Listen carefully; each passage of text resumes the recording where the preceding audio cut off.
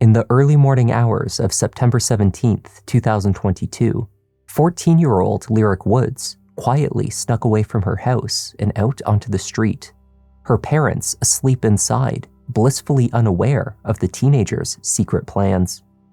The next morning, Lyric was not in her bed. She never returned home. By mid-afternoon, ATV drivers on a rural track near the county line made a horrific discovery. 2 teenagers deceased from a barrage of gunfire. They were lying side by side, Lyric Woods and 18-year-old Devin Clark. It wasn't clear how the two knew each other, and neither of them carried a cell phone. But it was the contents of their secret messages that would hold the key to their murders. Though most of the texts had been deleted, the pieces of correspondence that remained would reveal a sordid plot and lead investigators to the alleged killer.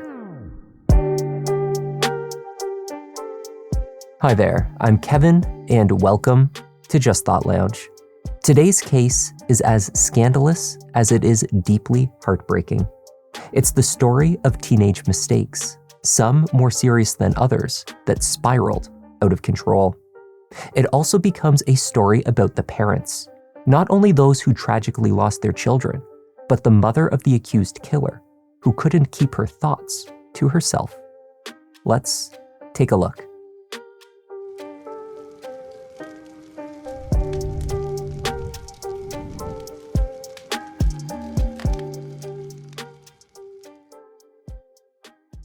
Just before 3 p.m. on Sunday, September 18th, 2022, a pair of ATV drivers in Eflin, North Carolina, made a horrific discovery.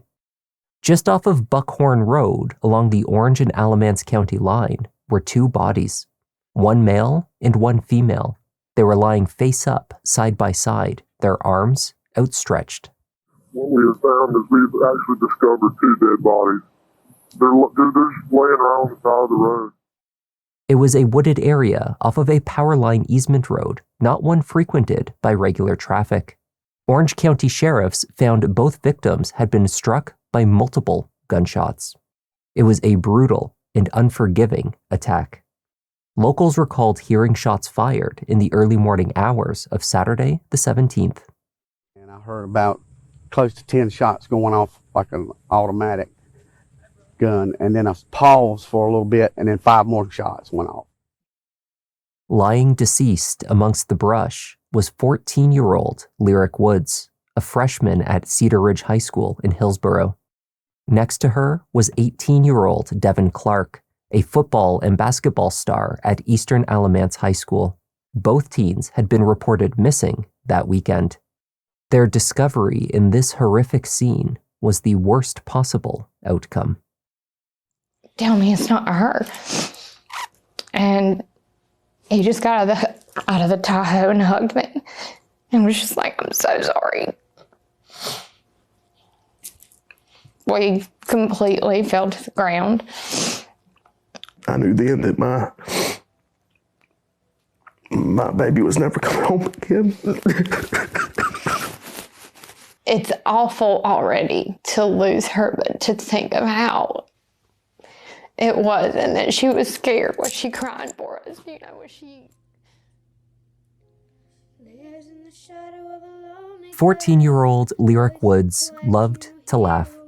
She enjoyed volleyball and joking around with her friends. She sang and she danced, but most often, Lyric was captured laughing. She's brave, but she's trapped inside. Scared to talk, but she don't know why. Wish I knew back then. Lyric was a big sister to Genovia and 4 step-siblings. Family said that she never knew a stranger and was loved by everyone. They remember her as a beautiful soul on the inside and out. Lyric's most beloved belongings included her eyelash curler and her Air Jordans. But it was her love of her family that was the most prominent. Okay guys, so I'm about to surprise my dad. He just walked in the restaurant and I actually can't get out of the car. Oh my God, I can't get out of the car. Just kidding. Happy birthday! Baby girl! I didn't know you already signed it. believe you thought I forgot your birthday. I leave it. I definitely would not forget your birthday. We went to go pick it up. How Lyric had come to meet and befriend 18-year-old Devin Clark was not clear.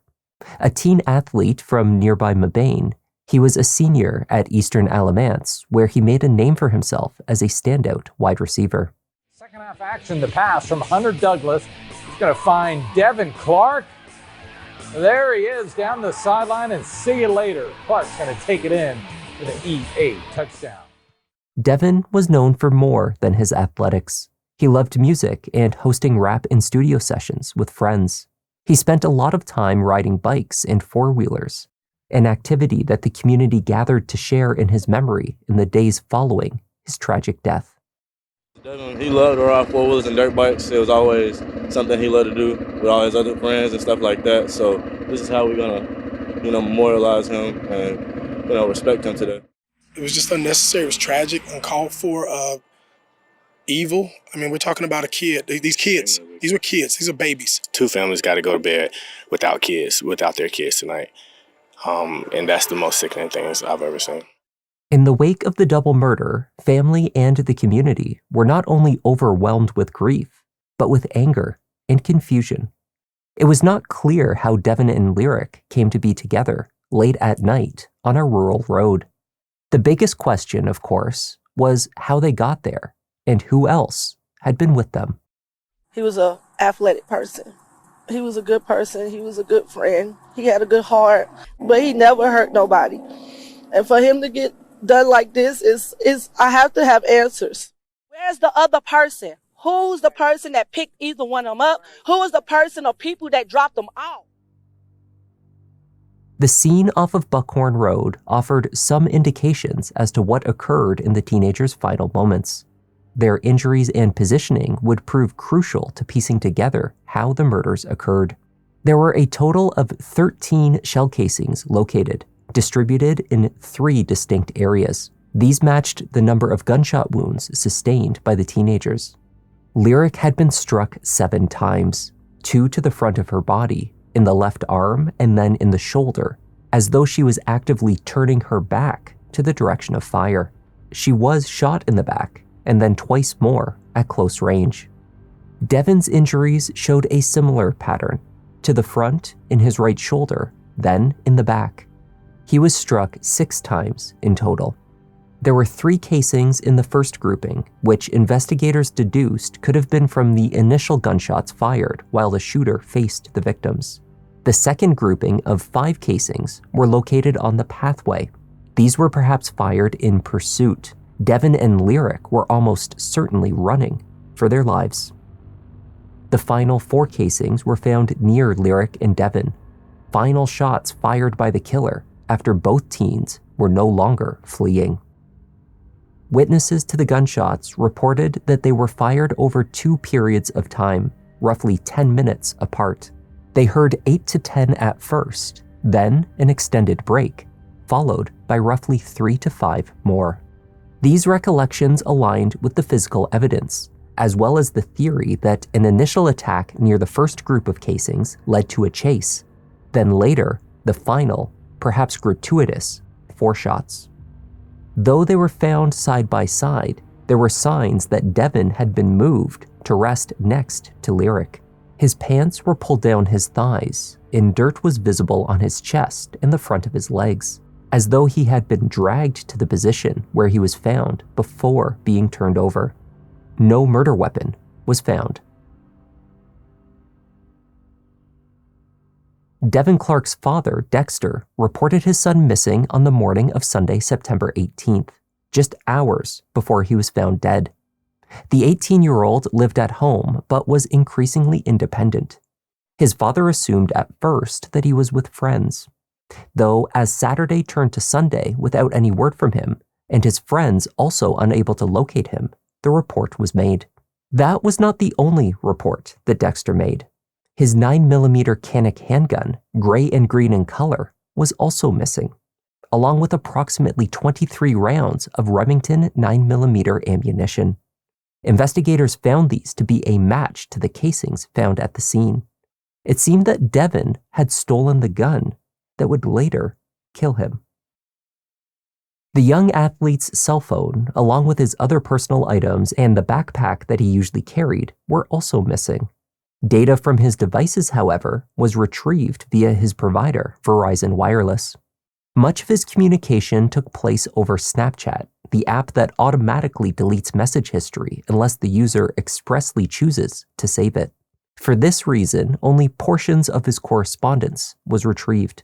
Nonetheless, it was enough to piece together his plans for the late-night hours into the early morning on the night he died. One message that was perhaps crucial to the case was sent by Devon to a group chat of 11 of his friends just past 12:30 a.m. It read, "Who on wheels and want free buns?" Free buns was slang for sleeping with a woman. Devon was reaching out to any friend with a car to give him a ride. In exchange, he was offering an encounter with a female. Devon's proposal was made explicitly clear in his exchange with a user named Jaw Deezy that took place between 11 p.m. and 1:05 a.m. that night. At 11:05, Devon wrote, "You trying to get tonight?" The response from Jaw Deezy, "By who?"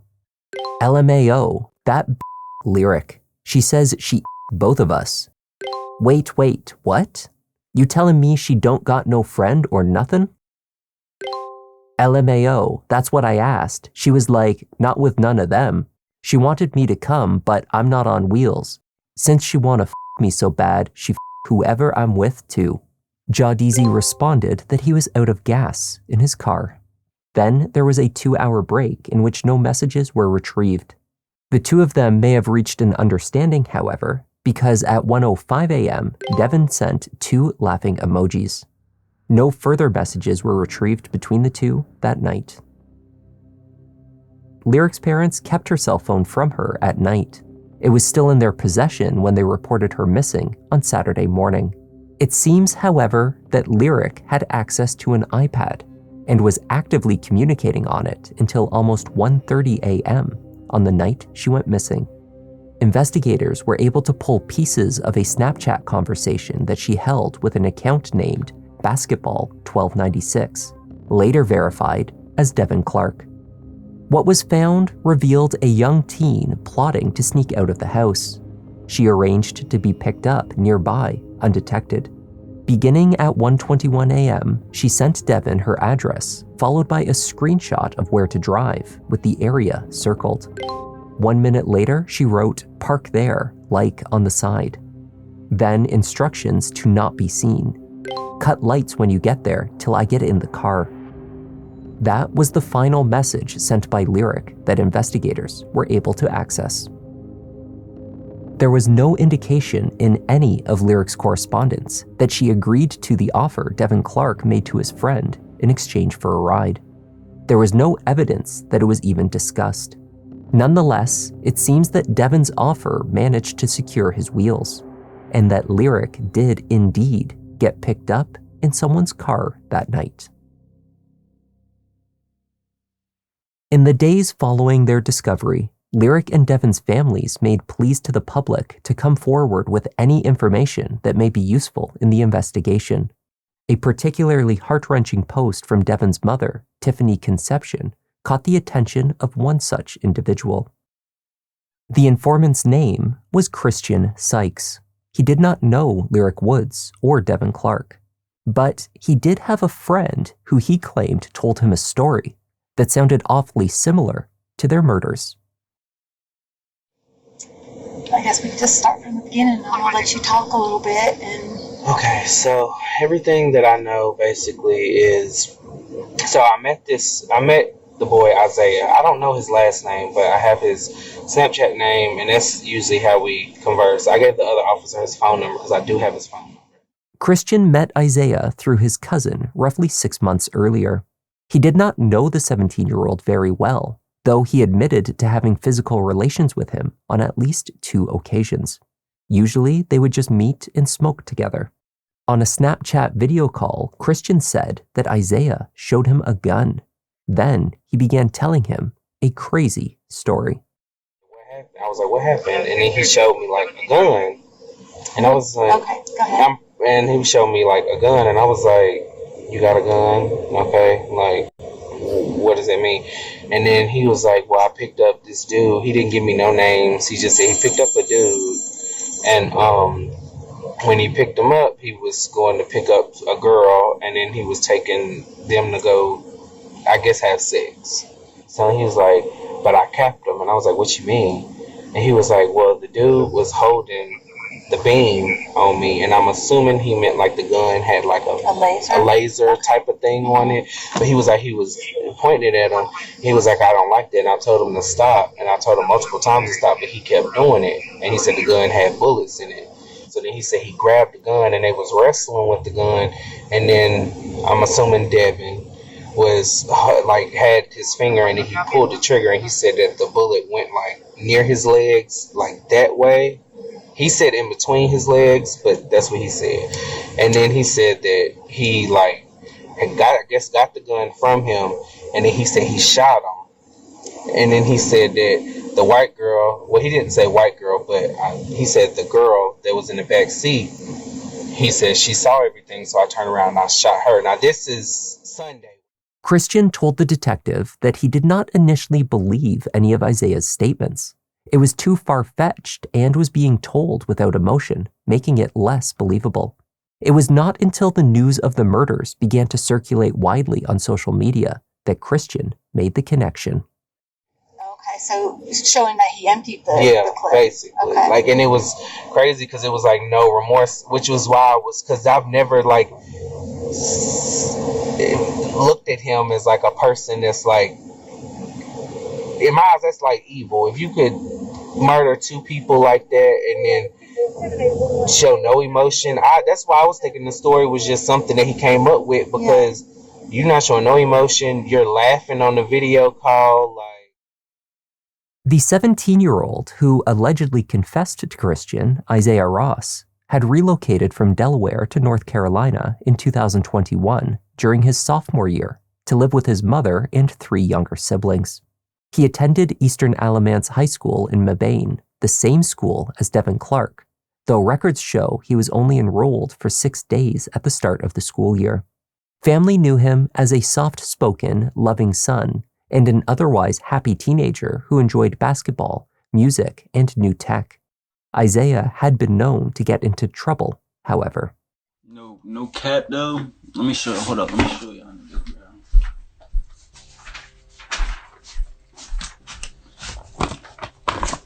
Gave me 5 charges, man. After Christian came forward, Isaiah's cell phone data was also extracted. Investigators found that on the night of the murders, he traveled from his home to Devon's. From there, they collected Lyric and drove out to Buckhorn Road. Isaiah and Devon's devices moved together towards the crime scene between 1:45 and 2:14 a.m. From the crime scene, Isaiah appeared to travel to a nearby gas station. Driving his mother's white GMC Sierra, Isaiah was captured by surveillance cameras at the Petro gas station in Mebane, located 2 miles from the scene at about 2:20 a.m. He was alone. Isaiah was captured leaving the vehicle and walking towards the store. He was wearing a printed jacket over a black short-zipped hoodie, the end of his hair dyed blonde. After, he returned to the Sierra and drove off, back in the direction of Buckhorn Road. His cell phone tracked him, returning to the crime scene, before going back home.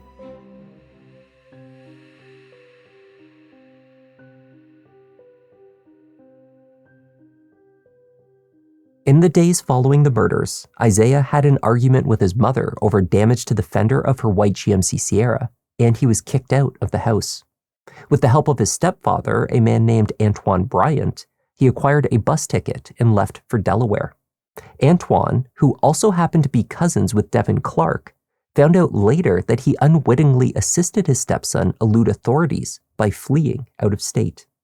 Due to laws in North Carolina restricting the release of information relating to minors, Isaiah's identity was not released, even after he was petitioned on 2 murder charges and could not be found. He was eventually arrested on October 2nd in Delaware and formally indicted the following day on 2 counts of first-degree murder. The 17-year-old would be tried as an adult. So at this point, personnel with the sheriff's office have concluded their investigation, and the case has been turned over to the district attorney's office for prosecution. Yeah, we have some theories and we have some evidence, but we can't speculate as to motive at this time. And another important thing to forecast is, I don't know that we'll know in this case, or that we will find out collectively. Unfortunately, a lot of times cases go all the way through the court system and even get convicted. But if evidence convicts and the defendant does not speak, we don't always know the motive. And that may very well be what happens in this case. It may not be made public. Isaiah pleaded not guilty by reason of self-defense. He planned to argue that Devin Clark shot and killed Lyric Woods, not him. After he witnessed the murder, Devin turned the gun on him. A struggle ensued, and only in fear of his own life did he shoot and kill Devin. Unconvinced of this version of events, prosecutors continued to pursue 2 counts of first-degree murder. Though on the eve of the trial in January 2026, they made Isaiah an offer, a reduction in the charges to second-degree murder on both counts. If he accepted the plea deal, Isaiah would receive 20 to 25 years for each murder. If convicted by a jury, he faced life in prison for both murders. He rejected the offer immediately and outright. There was no further discussion. Isaiah Ross wanted his day in court. I ask you, as you listen to the testimony and review the evidence, that you keep these things in mind: the timeline, the physical evidence, and the defendant's confession. And when you've heard it all, when the truth is laid bare in front of you, I will ask you to hold the defendant accountable. I will ask you to find him guilty. Elizabeth took the stand to tell the jury about the trauma and confusion she experienced upon learning that her daughter was missing. It was Friday the 16th. I had come home late because my mother-in-law had fallen, so I took her to the ER. My parents picked up both Lyric and Genovia and took them to have ice cream, and then went to my house. And it was about 11 o'clock. Me and my husband were sitting on the couch. She came behind us, gave us both a hug, and told us she loved us and that she was going to take a shower. And I told her, don't take an hour and a half, because she always took really long showers. And that was the last time I saw her. I know her weakness was her sissy, so I had Genovia go in there to wake her up and try to do it in a sweet way. And she came back out crying and said that sissy wasn't there. And it just didn't make sense. So I went in there and said, she's probably hiding from you. Again, that didn't make sense to me either, because I knew she'd be asleep. And realized she wasn't there. And then I immediately called Brady to see, did he for some reason come pick Lyric up in the middle of the night? And who's Brady? Lyric's dad. And he said no. So while I was on the phone with him, I told my husband, call 911 right now. It's not like her to worry me. That was the last thing she'd want to do. Dexter Clark explained that both his son and his firearm went missing at the same time. He had stored the handgun in a locked box under his bed. Had you tried to call him during that intervening time? I did. I didn't want to think nothing was wrong. So I kind of just pushed it like to the side a little bit. Was it, had Devin done this before, where he'd been gone all weekend? No, he would usually leave sometimes with his friends and come back, but you know, it wasn't nothing like out of the ordinary. I reported my firearm was missing because I know that usually Devin would we would go shooting, and I let Devin. That was the gun that Devin did use when we went to go shooting. I was in a shooting club, Country Boys Therapy, and that's what we did on the weekends. And so Devin would shoot the gun there, and yeah. Lyric's and Devon's parents were not the only ones directly impacted by the teenager's brutal murders. Isaiah Ross's mother attended the trial, supporting her son who stood accused of committing these horrific crimes. Taking to social media, she offered commentary on the trial, criticizing in her own way the state's case against her son, and at times directly mocking and insulting those who testified against him.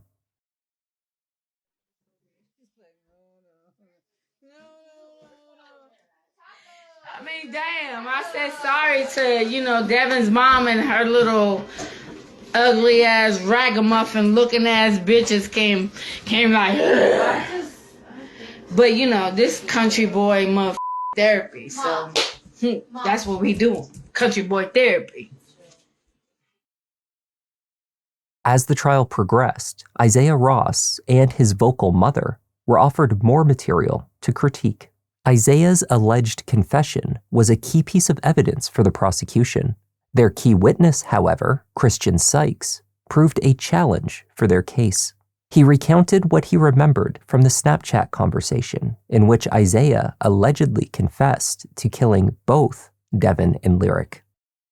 And Mr. Sykes, do you know Isaiah Ross? Yes. How do you know him? We were cool once upon a time. Cool, did you say? Yeah. What Isaiah told you? Yeah. And what did he tell you? That you want me to tell the whole story? Yes, please. Okay. Well, he told me that he was going to hang out, or that he hung out with somebody, and they were going to.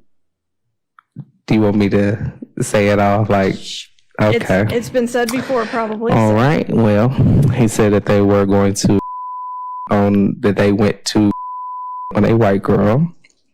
When they got there, they were hanging out and stuff, and somehow or another, the other boy had a gun, and he was like playing with the beam and pointing it on him, and he told him to stop, and he did it again, and he told him to stop, and he said the third time he went for the gun. They wrestled for the gun, and I don't remember exactly if he said the gun went off, but I do know he said that he shot them and dumped the bodies, and then yeah, that's pretty much it. 4 years had passed since the weekend of the murders and the potential confession. That may account for some discrepancies in the details Christian offered on the stand to jurors. He testified confidently to some aspects, however, that were demonstrably false. Whether he had been lied to or misremembered details offered by Isaiah was a question for the jurors. The first and most significant error was the location where the shooting occurred. Did he give you any indication of where they were when in the this car? happened? In the car. He did say Eflin. I do remember that, but just in the car. I really wasn't trying to ask too many questions because honestly and truthfully, I didn't believe it. It just sounded crazy. There was no indication, blood spatter, DNA, casings, or other forensic clues that Isaiah or either Devin or Lyric had been inside the car when the shots were fired. Indeed, there was ample physical evidence suggesting a sequence of events that unfolded near the brush and along the pathway. In addition to these inconsistencies, he recalled the handgun that had been in Isaiah's possession while on the video call was black, not gray and green, as Devin Clark had described it. Another thing that you testified to was that you saw the firearm and that it was black. Do you recall that? I saw a firearm that was black on video. I don't know if it was that one because I was not there. Okay. Thank you. So you saw a firearm and it was black? Yes. His recollection of Isaiah's mother's white GMC Terrain, which her son drove that night, was also confused. You said that the vehicle that his mom had was black. Do you recall hearing that? Yeah. Okay, and you remember kind of seeing her car there and... Not there. I just remember seeing her pick him up and her car was black. Most people don't. They have one car, so... And was the idea that this event took place in a car, was that actually said, or was that also alluded to? Well, if he said he shot somebody and then turns around and shoots somebody, you can't turn around unless you're in a car, right? That's just what I'm assuming.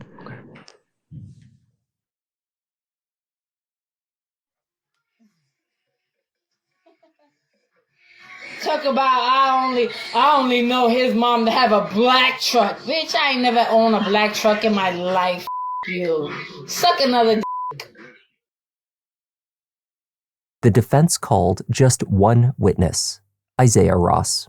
The 21-year-old told jurors that before the night of September 16th, he had never met or spoken with Lyric Woods. When he accepted Devon's arrangement to go out that night, it was under the assumption that she would be with a friend. Only after Devon was in the car giving him directions did he sort out what his friend's plans actually were. That's when he asked me if I minded if he went first. And so it's kind of where I really got the idea that there was only one person that we were going to pick up. I entered into the situation thinking we were going to go pick up one person and then another person, but that confirmed that it was just one person. He explained that when they arrived at Buckhorn Road, Devon and Lyric spent a few minutes together in the back seat. DNA testing later confirmed that some intimate activity had likely taken place. Isaiah claimed he spent this time outside of the car with Devon's vape pen. When the two emerged from the back seat, Isaiah said they were arguing. Lyric was yelling that she would not be controlled or passed around by Devon. Can you explain to me what you heard or what you remember you heard when Lyric and Devon got out the car? She was yelling at Devon, saying that I can't say word for word, but that I remember she saying she wasn't a whore, and she wasn't gonna let him pimp her around anymore, and that she was gonna get police involved. Okay. And how did Devon respond? Ultimately he retrieved the gun out of the car and then shot her with it. Standing at an easel, Isaiah outlined his version of events with the assistance of a sketched diagram. He showed jurors where he claimed Devon and Lyric emerged from the back seat and the direction that Lyric ran when Devon fired at her. Isaiah claimed that after Devon had killed Lyric, he turned the gun on him and stated, "You know what time it is." Isaiah took this to mean that he was next. So he lunged at Devon and they struggled over the gun. Shots were fired. Though Isaiah was the smaller of the two teens and less athletic, he was able to overpower Devon by striking him, at one point employing a headbutt, then pushing his shoulder back while he reached for the gun. I remember being hit somewhere in this area, like a punch. Now, if you're pointing to an area, that would be what part of your body? My shoulder. Which shoulder? My right shoulder. All right, so what happens next?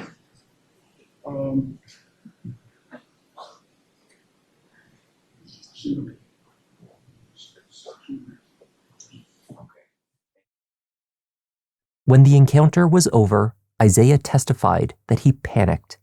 He used both a jacket and his black zip-up hoodie to drag Devon off of the road where the car would not hit him.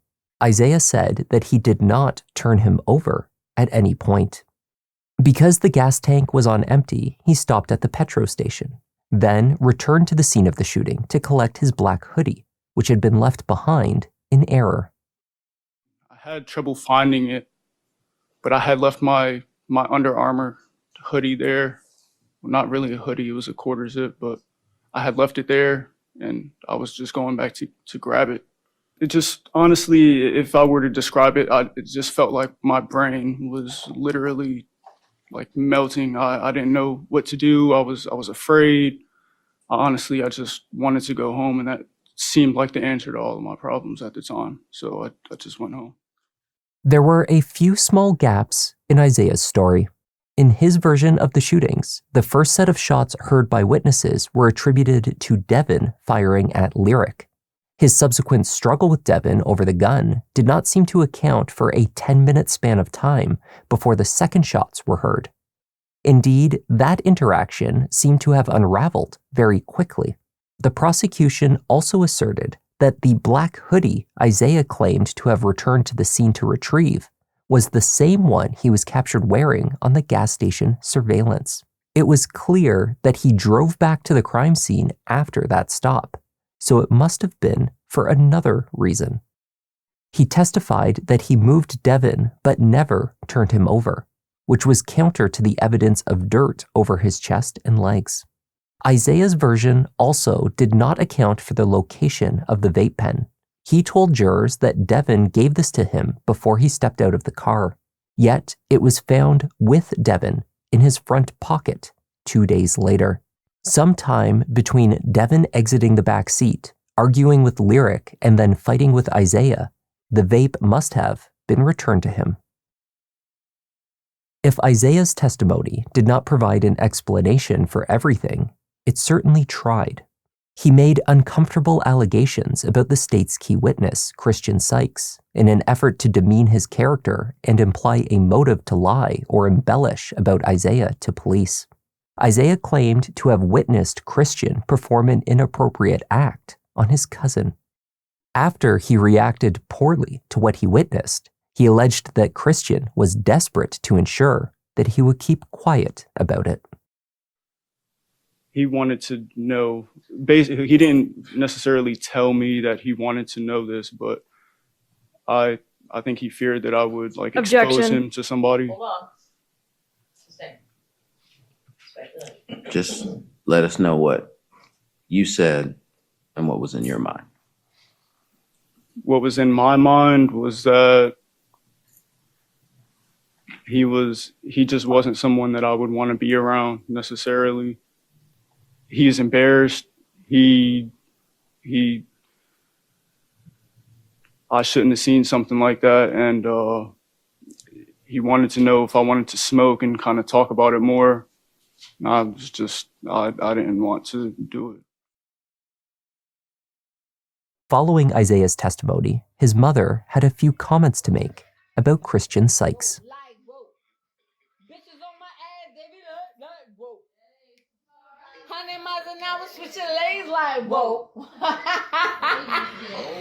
Bitches getting braids from their cousin like whoa.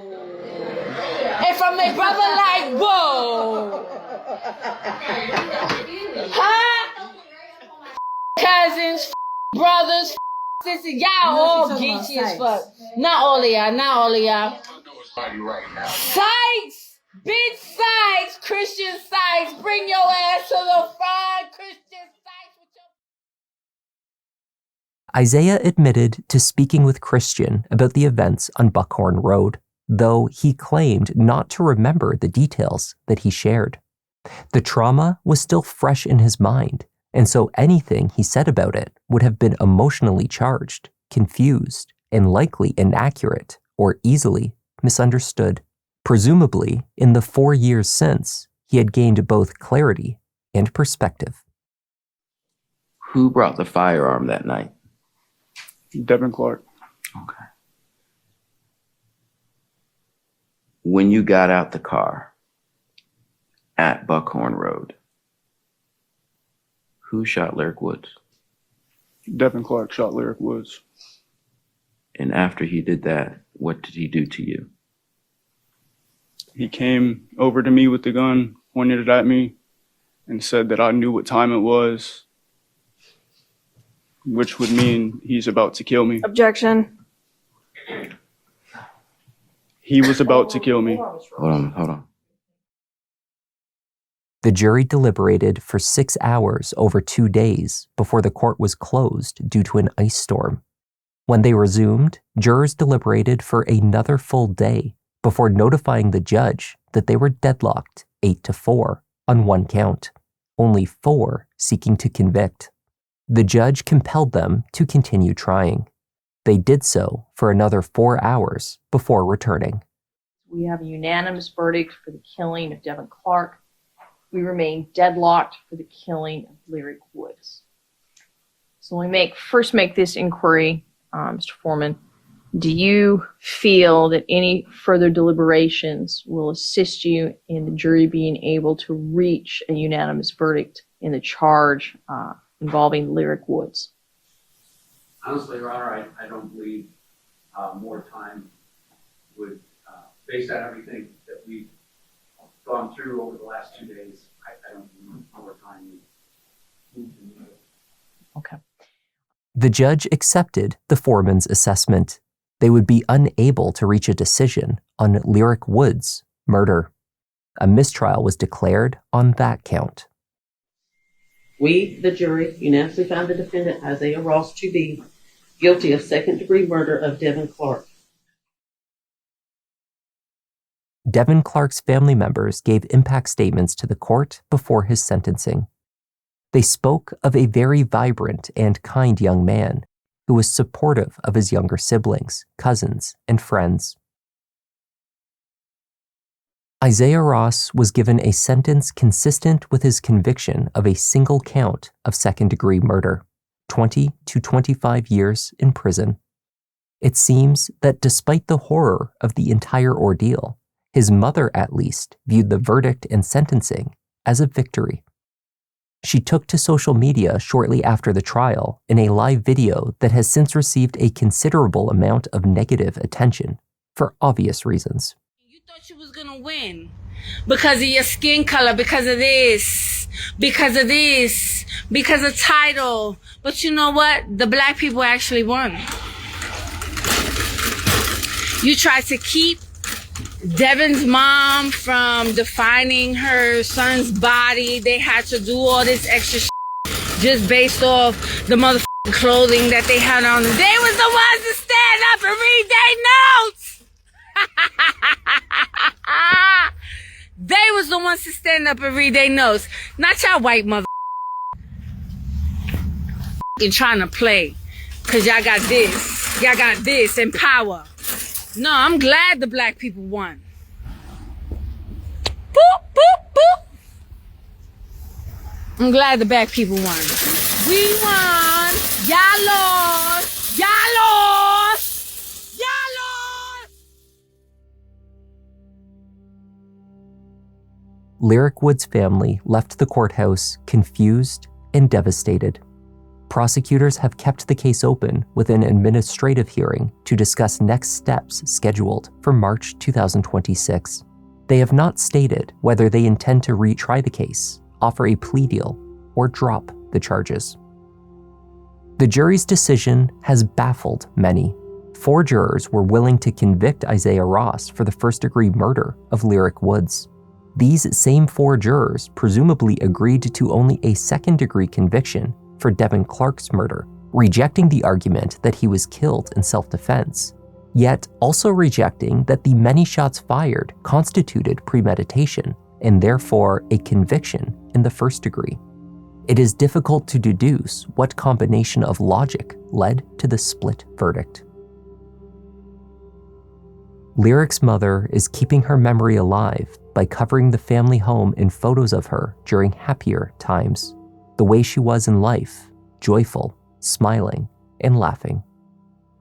She's so kind-hearted and tender-hearted and would do anything to help somebody else. And just reminds me of my reason to keep going. And I absolutely love seeing her face everywhere. It just gives me comfort. Even though I know I don't have her here, I love seeing her everywhere. And that was the tragic case of Devin Clark and Lyric Woods. Thank you for joining me, and a warm welcome to our newest Sherlock Holmes members, Christy Mateo, Mystic Magnolia, and Trisha Kringle. Great to have you in the lounge. I'm Kevin, this is Just Thought Lounge, and I'll see you in the next one.